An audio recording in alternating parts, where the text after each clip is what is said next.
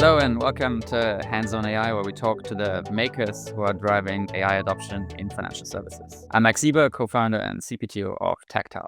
Today I talk to Alexandra Lynn Hollombe, who has more than 15 years of experience leading risk management inside heavy hitters like Amex, Stripe, and PayPal, and is the former global head of risk management at Airwallex and a mentor for multiple startups.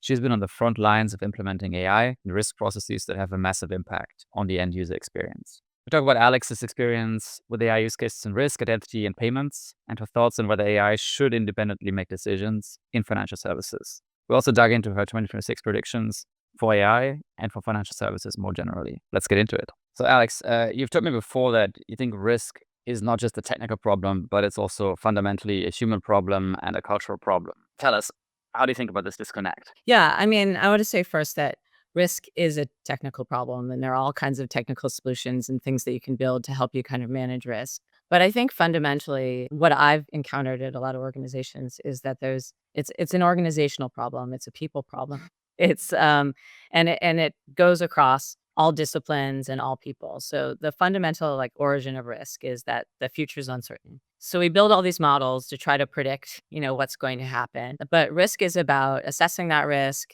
making some plans in case things still work out, but then ultimately taking the leap. And forming a risk tolerance is about deciding when we're going to take the leap and who we're going to take the leap with. Because in general, like you can get the same information and make completely reasonable and completely different decisions associated with that. So, some people are pessimistic, some people are risk averse, some people are just the kind of shoot first and ask questions later kind of people. And so you can have lots of people in a room, all with completely reasonable opinions, and the best product is not going to win in that situation. And so AI isn't really going to help us with formulating how we're going to make those decisions. We ultimately need to form an identity or a brand or whatever it is that says like, okay, this is the risk that we're acceptable with, or risk that we find acceptable, and take the leap and know that sometimes it's not going to work out. So I think that I also want to say though that it's reasonable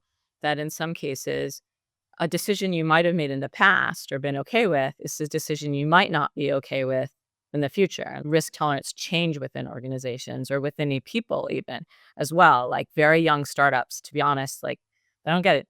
They don't have a choice. Like they got to jump. They got to do it. They got to take really high risk. But once you've had a reasonable amount of success, and I think that like a lot of like big banks are in this category, they got a lot to defend. They don't want to take big risks, and that's completely a reasonable thing for them. So building good risk management is about kind of just formulating those systems and those values and encoding them. AI can help you, but it's not going to solve risk. It's going to help manage it. That's the way that risk is. And I often find that I'm master risk fix it.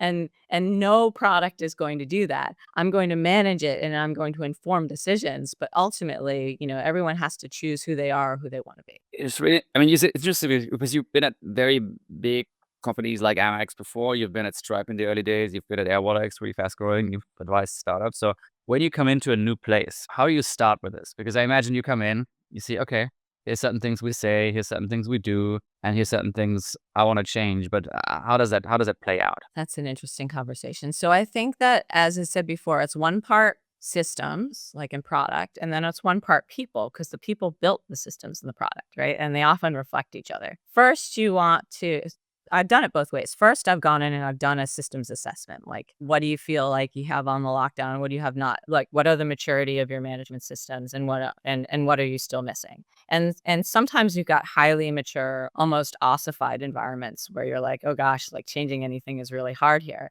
And sometimes you have absolutely and what they've chosen to build and what is easy to change often says a lot about what their risk tolerances or what their systems are. Like, we set everything to very low risk and you can't change it. Well, those are risk averse people.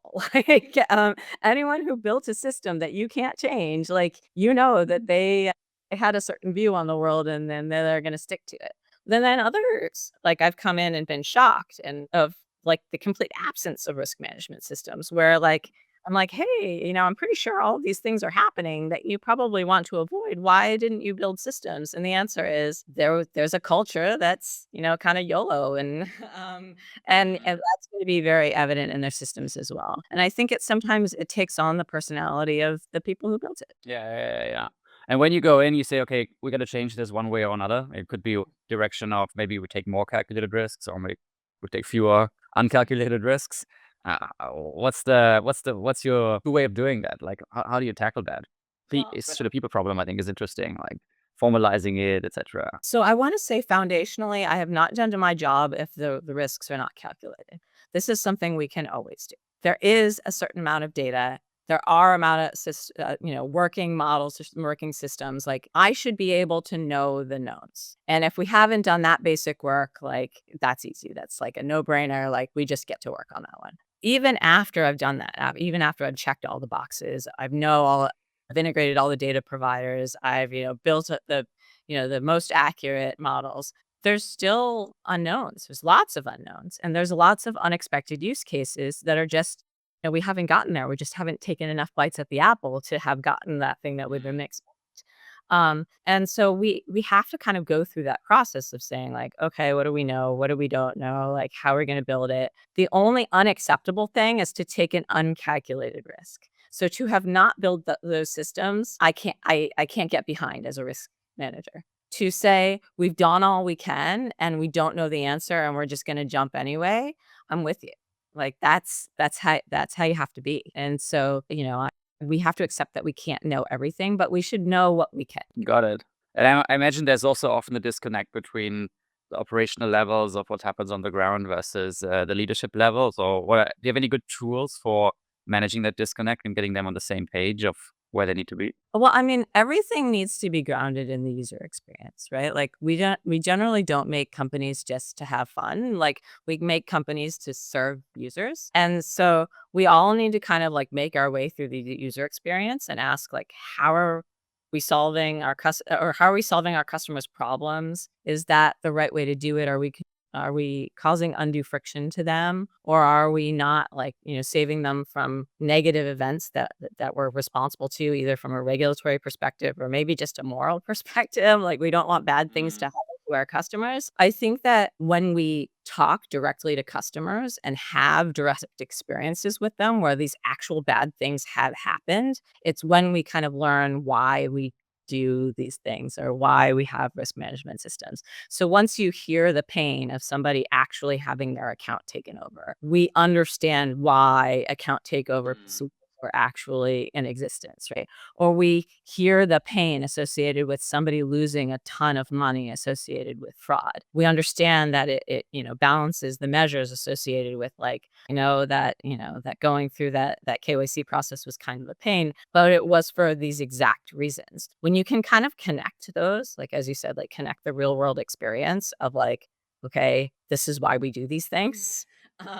That it starts to make sense to everybody. When they seem abstract, and we were talking about this earlier, then they lose meaning, and then we don't really understand why we're building these risk management products. And honestly, without any of that, we shouldn't be building these risk management products. There's no point, right? Like we're just setting on it for nothing.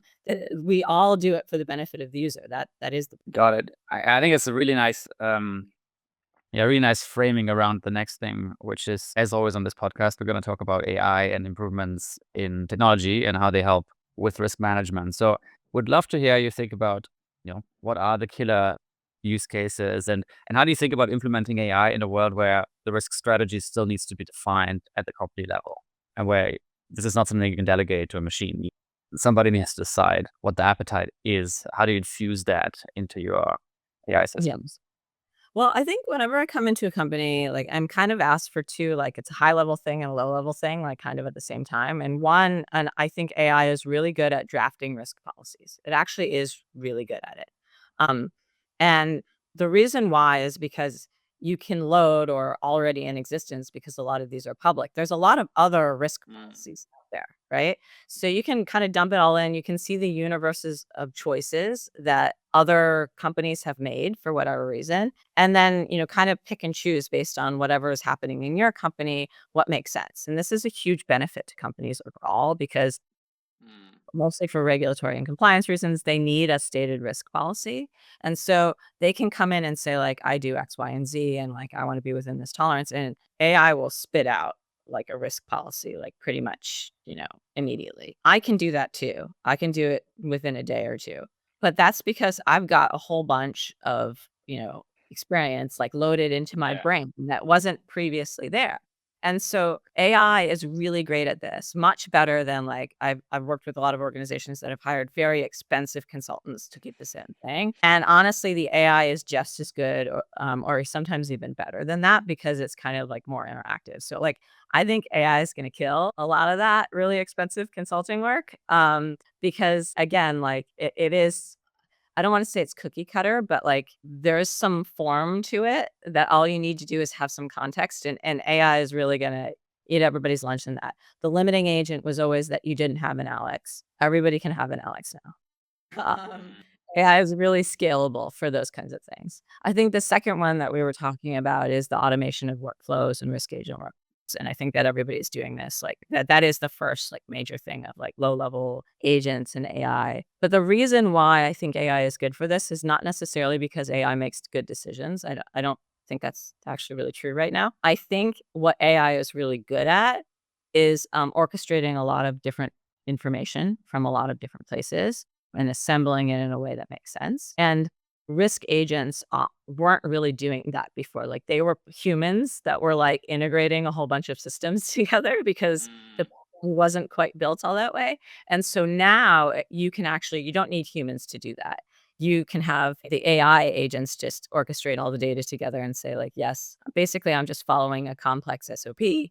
And here you go. I think there's a big caveat to that though, and that AI doesn't kind of eliminate the need for human judgment. There definitely is a need for human judgment in a lot of these cases. And what I'm a little afraid of is that what AI is particularly bad at is saying, I don't know. So if you ask AI to make a decision in a particular context, it will give you whatever it has, even if it has to make it up. And that's a worry as a risk manager because I want to make sure that we've got the right escalation frameworks in place for these agents, that they're not making a whole bunch of decisions that I maybe don't agree with, or maybe they just weren't particularly empowered to make those decisions. And, we end up with a big problem. So I would say that's kind of like the one kind of caveat to that. But I still think that AI probably is making the most inroads in that today. And you said like AI cannot today replace human judgment, or at least not in all cases. Do you have an example for a common process where you would today not feel comfortable letting an AI do it or take the final decision? Any common risk Maybe decision that happens in I'll maybe many businesses? Yeah, I'll define like kind of two separate things. So when the outcome is deterministic, like I accept that this is the same person or not, like KYC complete, KYC not complete, with maybe a somewhat complicated rule set, I think AI can totally do that. I have like just no qualms about fully automating that system with QC and monitoring, like of course, but I think that we should be able to go pretty far on that. When the risk of being wrong is really high, I'm, for instance, loaning someone $2 million or more than that, or there's a lot of kind of unknowns, a lot of like, I don't have a lot of good data on this. Like, I don't really know, like, it's kind of a gut check. Then I'm not comfortable with AI making those decisions. And, and sometimes, by the way, when there's scarce data, it's also about building experiments to get that data. Actually, AI can be fairly a good partner but they're a partner. They are not making those decisions by themselves. Yeah, and do you feel like this is easy to recognize these decisions? Because one thing we encounter a lot in our work is, I mean, as long as you know where AI is weak, you're in a good spot because you just first figure out where it's strong, and then you let AI do the work where it's strong. And then where it's weak, you just don't put AI, and it's fine because you're still getting 80% of the benefits. It gets hard when you do not know where it's weak. But you feel like in these examples, I mean, if I can say, well, if I'm lending more than X $100,000, then I have a human look at it. that's very easy to actually put in as a risk management, the risk management. Yeah. So let me introduce math into this discussion. So that's great, right? So I make an individual decision that says I need a human to decide whether or not I'm lending $2 million for a single, possibility, right? But what if I let the AI make $2 million decisions? I'm risking the same amount of money, right? Am I comfortable with Well, that? depends on whether all the errors are correlated or not. Exactly. No, but I mean, like, Max, this is exactly it, right? Like, and then you can ask AI that. Like, I mean, I do have conversations with AI. I'm like, is this variable correlated?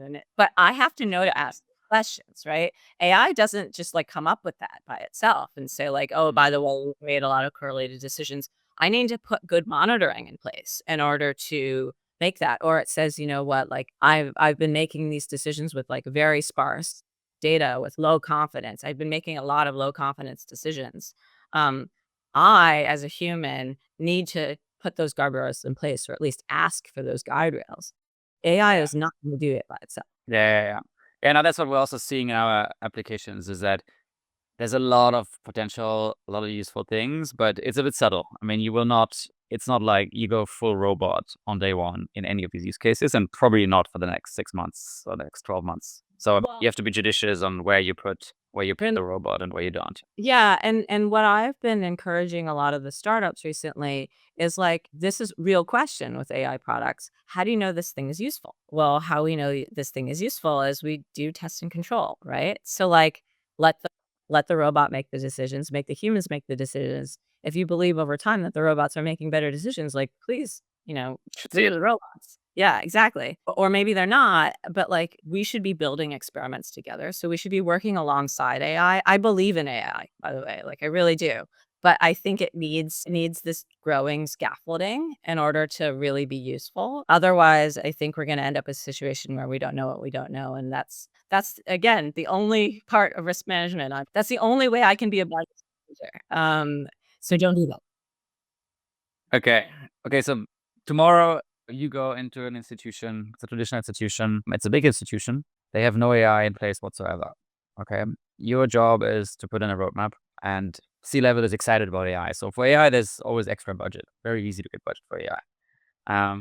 Which use case do you pick? Where do you go? What do you do?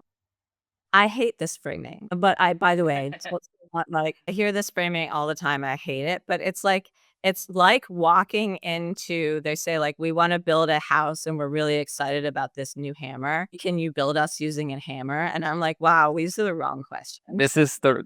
I agree with this, but this is the reality of many people. And so everyone's sitting there thinking, like, what can I use hammers for? And like, don't bad question. Bad question. I just want to slight aside. I was talking to one of my friends who's an investor, and he said that AI in a lot of cases feels very Y2K, like very early internet, in that we had high conviction that AI was going to change things just like e-commerce, like it's big.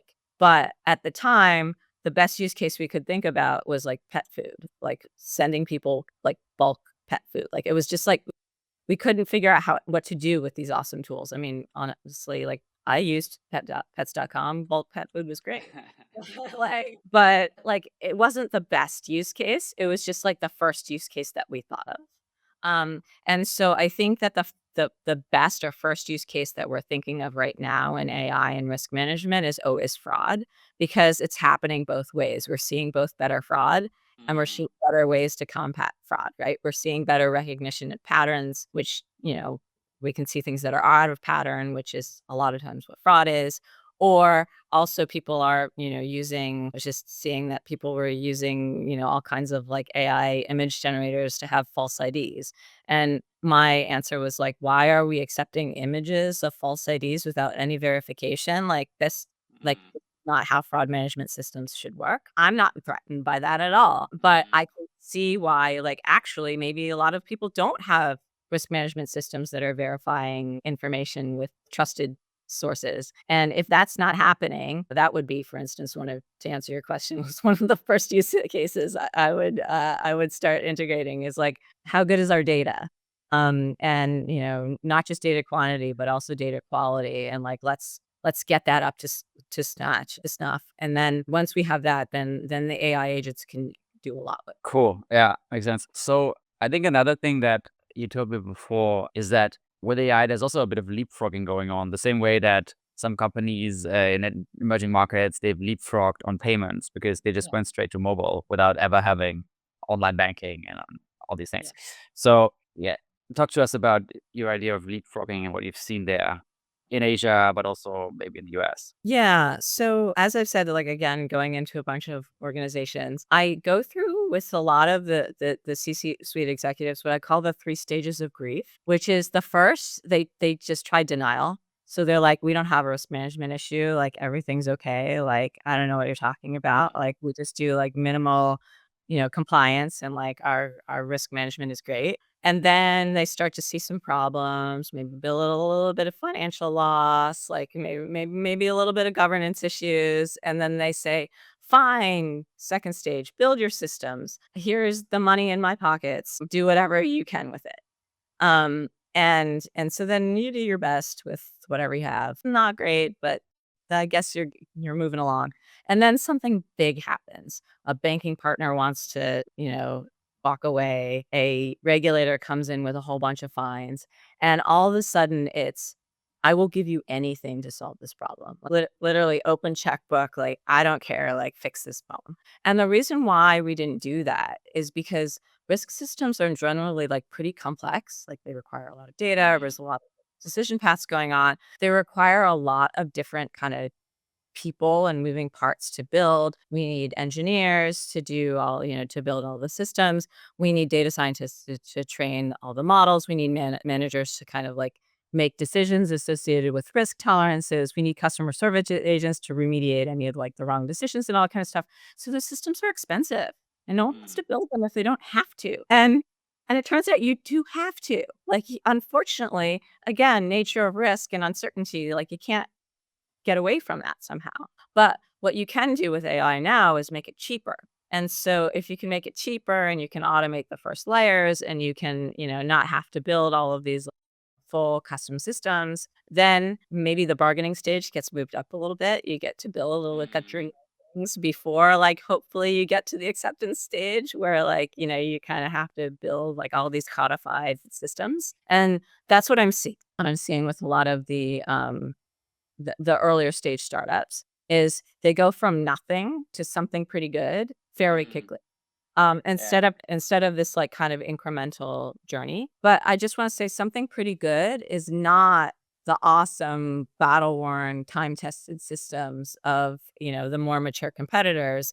But again, we're taking the risk management approach. Maybe it's good enough for where they are. Got it. You mentioned in passing that people are automating the sort of level 1 reviews. It's something we hear a lot, that people are basically, I mean, the more bullish they are on AI, the more aggressive they are on the statement. And then Brex went out, they said, look, L1 reviews, I mean, this is all going to be done by agents and they're going to be insourced, etc. People got to focus on the escalations and the quality control of these agents. What do you think the timeline is for that? Like, what will L1 reviews look like over the course of 2026? I think this is where you're going to see most of the gains in AI. And like, I just want to say there are cases where AI is better than people. AI is better than people because it's cheaper. AI is better than people because it sees different things than people do. And this is both good and bad. But for instance, AI is really good at like image matching, right? So like it's really good at saying, this looks like a fake document, much more than like an agent who honestly doesn't care and is probably needs more coffee when they're like looking at these things. They're like, close enough. AI is never gonna kind of like release its standards on that. And so it's gonna be better. Face matching, same thing. Like AI can be better at those kinds of decisions. So I think that like those workflow automations, again, where it's like it's pretty deterministic. This is either like a fraudulent document. This is not a fraudulent document. We either have all the documents or we don't have all the documents. Mm. That's gonna be 2026. That's what's happening. So consistency, speed, yeah, Exactly. It's context length. efficiency, it's reduction. But again, what I worry about keeps Alex up at night. Two things is one, that the right monitoring is not in place for some of that. So if AI is repeatedly making the wrong decision, how do we know about it? And AI can repeatedly make the wrong decision really, really fast. So maybe if I was like sleep on QA for 2 days, like I can fire one agent and it's okay. But if I do that with AI, I might have like a different scale of the problem. So that's something I very much worry about. Yeah, yeah. And do you have any tips or tricks for building these QA systems? Like, would you build them the same way you build them for the humans, where you also have QA, you sample a bunch of their work and you look at it, or some other way? No, I think auditing and sampling is always going to be like, I mean, again, you need to take the customer centric, like what is the customer seeing? What am I seeing? Like, and also I just want to be really mindful here is this is what the auditors and the regulators are going to be doing as well. So you need to put yourself in their shoes and be able to serve them as a customer as well and say, listen, when I made this decision, here's what the AI agent sees, here's the procedure that they were following, here's why I believe they made the right decision, and here's how often they made that decision. If done right, like all of these workflows can be really accountable and really transparent. But I think that that's not always what's happening. And so we just have to be really mindful. So yeah, build all the logging, build all the tracing, make sure everything that happens, so you can at least audit when you want to, and then you put the process in place. Okay. Something that was a thread throughout was this idea of, in the end, it comes back to what product do we want to build for our users. That's the thing that underpins, or the North Star that can guide and unite every function. Yeah. So one function that is very important for risk to unite with is product, because in the end, risk wants to put more friction and then product hates the friction. So there's a natural tension in that relationship. Can you tell us a bit about your relationship with product leaders and what has worked well, what hasn't worked well? How do you approach that? What have you learned over the years? Wait, I just, again, I take issue with that framing. I don't think that risk managers necessarily always want to put more friction on things. And so like, I think we need to like kind of back up a little bit and we need to answer like the basic question of like, what is the ideal user experience? I have, in my experience, had people do all kinds of crazy stuff in my name, and I never asked for any of it. And so I'll give you an example. Like I have had so many discussions about like the colors that people or the font sizes or the arrangement of things that people use on like apps or websites. Listen, I'm not a graphic designer or UX designer. I should not be dragged into these kinds of things. I do not have an opinion. My requirement is that it's legible. If your app is ugly, that wasn't me. So I think that we need to be kind of mindful of each other's experience and expertise and kind of let people do their things. I think that's really, really important in terms of roles and responsibilities. And working with product is like let Yeah. great product managers do their things. But that also means, and I think that this is where it becomes really, really hard, is I have to be very, very clear on what my requirements actually are. And my requirements are not, in this example, the font has to be size 12 font. Like that's not my requirement. Is my requirement is the font has to be legible. Like you figure out what that means. That's up to you, UX designer who knows these kinds of things more than I do. And so like that's the way to kind of like work well with like engineers love like very strict requirements as well. Like working with engineers or working with product is like making the requirement very, very as specific as possible. Or if it can't be specific, tell them why it's a general requirement, and then sometimes you have to kind of like walk through that together. But there are specific cases on the flip side, I just have to say, where friction is necessary, right? Where like you really do need to put some stuff in place in order to like kind of mitigate risk, and you do need to ask people for additional information, for instance, which is like kind of cumbersome. Not the best UX, like I'm sorry, it's just not, but like where it's the way of the world. And so I think that we, especially for instance, to like mitigate fraud risk, and we have like a lot of human checks in place and all that kind of stuff. And like the CAPTCHAs are not good experience. Like I think there's a lot of different ways in which you can, implement some of the human tests that are not CAPTCHAs and all that kind of stuff. But that's where the fun begins with engineers and with product people to say like, here's the problem. I don't think this is a human. And I don't want to lend money to not a human. So help me figure out how this is not a human. Here's the ways I know, but can you think of any other ways? Solve this thing with me. Understand the problem that we're trying to solve. Um, I'm not coming in. I mean, every once in a while, especially if it's compliance related, it can be prescriptive. But for the most part, that's not how risk managers should work We should say, well, here's the risk. Here's what I'm afraid of. Do you have any other ideas about how we make this work and make it a partnership? Otherwise, risk management ends up the department of no. And I can also say there's other cases where I've just like torn off a whole bunch of requirements. I'm like, I don't know where any of this came from, but like, yeah, it's no. We always hated that. And I was like, I can't understand what it's doing. All companies have legacies for whatever reason. And maybe the documentation wasn't clear about why that was there. But if it's not clear and no one can tell me, and I always say if I can't figure out the answer in 2 days, I will make it go away.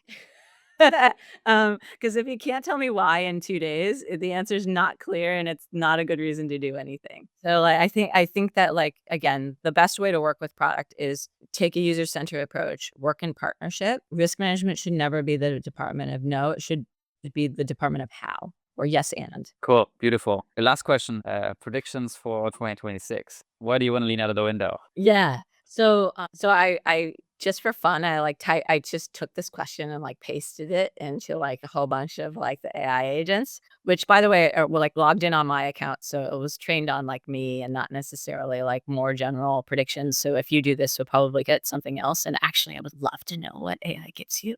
Um, but I kinda looked at it, and then I kinda, like, wrote it down and had commentary on it. So, more broadly, I just wanna say, and I've had, conversations with a lot of people in the industry of, like, what will AI do for financial services and payments in general? And I think the answer is that it's going to, in general, provide a much more highly customized experience for every individual. So, we're, amassing a lot of data, not just on, like, what your financial information or preferences, but it is on preferences. Like, what do you want to do with your money, or how do you want to access financial services data? And I think that's gonna be the next leap forward, where you don't get like a one size fits most product. You get a like financial product for somebody who, in like my cases, like lives in and interacts in multiple different currencies, and you know, wants to be tax advantaged. There's AI will allow us to kind of manage a lot of those things. But specifically for risk management, it said that AI will become core infrastructure. And I didn't know what that meant. Thanks, AI. But I think what it does mean is there's going to be a lot more emphasis on like high data quality, data architecture, and data governance, which I think is just a fantastically good thing. I just really think that you can't really make any decisions without it. It also said real time becomes standard, which I was like, when was it not standard?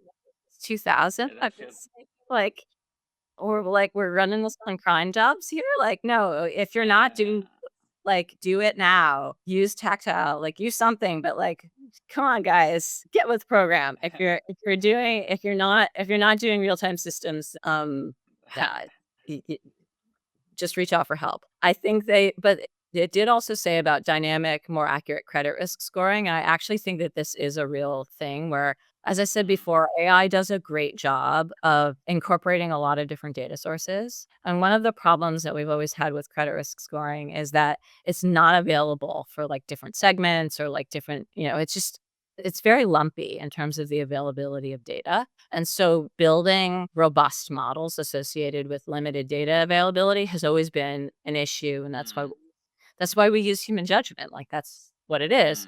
I think that once we have AI to kind of like help us with that, I think it'll be a big leap forward in terms of like how we make credit decisions. The one big caveat I would say though, and I think that this is going to become a huge, huge issue that I'm like looking into, is beware of the AI rumor mill. AI also makes up data, and I will accidentally make up data within systems as well using AI. So I think that I've been looking into the use of like blockchain and other technologies to like prove the provenance of data, to see like what data sources I can trust and which data sources maybe I use, but I don't trust them as much. I think this is going to become a bigger and bigger issue. And people are calling it like hallucinations. And I don't think that's really what it is. It's always been that people make stuff up, right? Like, the the internet has always been an unreliable place for people to make up whatever. But I think that having a better way to kind of understand what I can rely on, what I can't, which is not just based on who's saying it more often, because again, remember, AI can make up stuff really quickly, is really important. So I think that's going to be an emerging trend in 2026, but like I'm putting a stake in the ground that I think that's going to become a bigger problem. I think that's like 27 and beyond people are going to be able to figure it out. And the last is going to be like regulation and governance. There's been a lot more focus on like model validation, explainability, all those kinds of things.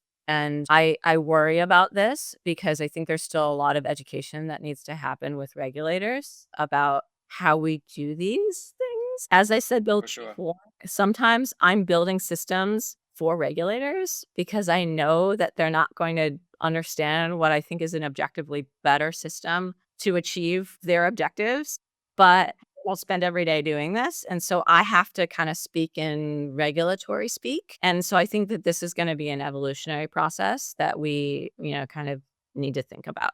So, and the right to be worried. I just want to say there are transparency issues and, accountability issues that we always need to address, but we'll need to do it in a different way. So yeah, I would say those are generally my predictions, along with what we were talking about, where like efficiency, decision accuracy, cost reduction, that's going to be the sounding beat of if we're making a song generated by AI, um, will be the chorus for 2026.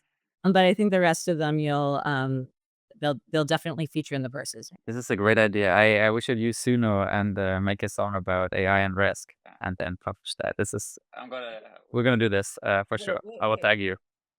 So you do this because I do it all the time. I have AI make you speak. I know the Suno folks really well, and I love the product. I haven't done it for AI adoption in financial services yet. I usually do it with my kids, but this is a good idea. Please tell me that ask it to do it in an upbeat dance genre, because like I'm afraid if you take risk management, it'll do some like boring classical office. Don't do that. Don't do that. That's we got to make risk management cool again. Yeah, on it. It's part of my mission. Very good. Alex, thank you so much. That was great fun. Thanks. Thanks for joining us on Hands on AI. To find out more about the future of risk, follow me on LinkedIn under Maximilian Eber. And to learn about how Taktile is powering AI adoption in financial services, go to taktile.com. That's taktile.com.